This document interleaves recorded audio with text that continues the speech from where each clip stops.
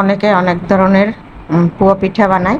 তো আমি আজকে বাংলা কলা দিয়ে পুয়া পিঠা বানালাম। অসম্ভব অসম্ভব লোভনীয় হয়েছে। কিভাবে বানালাম চলুন দেখা যাক। আমি মনিকাস রেসিপি অ্যান্ড ব্লগ থেকে।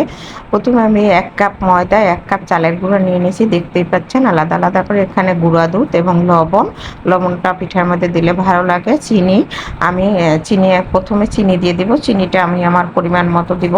আপনারা চিনি যেভাবে খান, বেশি খেলে বেশি, কম খেলে কম। দিয়ে দিলাম গুঁড়া দুধ এবং লবণ দিয়ে আমি কলা দুইটাকে গ্রেট করে নিব। যেহেতু আমার আলাদা ভিডিও করার কেউ ছিল না, তাই আমি কলা দুইটা গ্রেট করা দেখানো যায়নি। আমি কলা দুইটা গ্রেট করে নিয়েছি।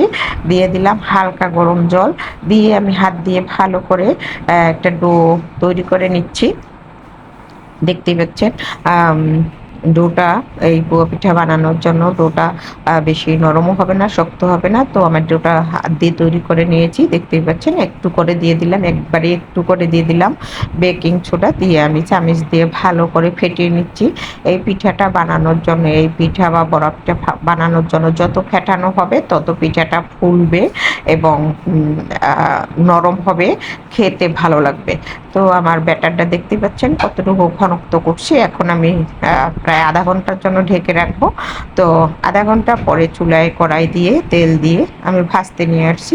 দেখতেই পাচ্ছেন চুলার উপরে দিয়ে দিলাম একটা পিঠা, এবং পিঠাটা দেখাই যাচ্ছে কি পরিমাণ ফুলে উঠছে। আপনারা দেখতেই পাচ্ছেন ফুলে একবারে সেরকম মানে বলের মতো হয়েছে।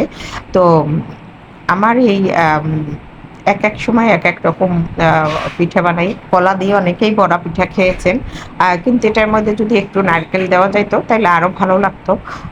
তো একটা পিঠা ভাজা হয়ে গেছে, দেখতে পাচ্ছেন। আমি নামিয়ে নিচ্ছি।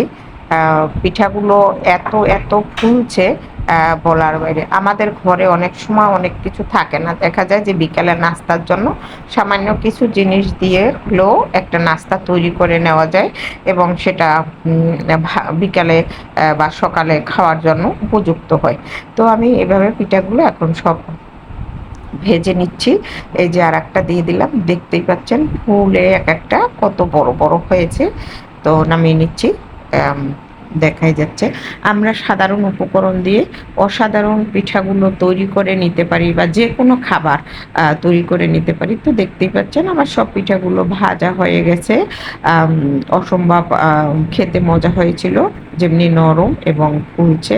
তো ভিডিওটা ভালো লাগলে সবাই লাইক, শেয়ার, কমেন্ট করবেন। পেজ থেকে যারা দেখবেন একটু ফলো দিয়ে রাখবেন, ইউটিউব থেকে যারা দেখবেন একটু সাবস্ক্রাইব করে রাখবেন।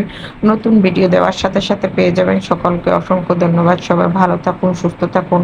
আবার কথা হবে, দেখা হবে অন্য ভিডিও নিয়ে। সে পর্যন্ত সকলের জন্য শুভকামনা রইল।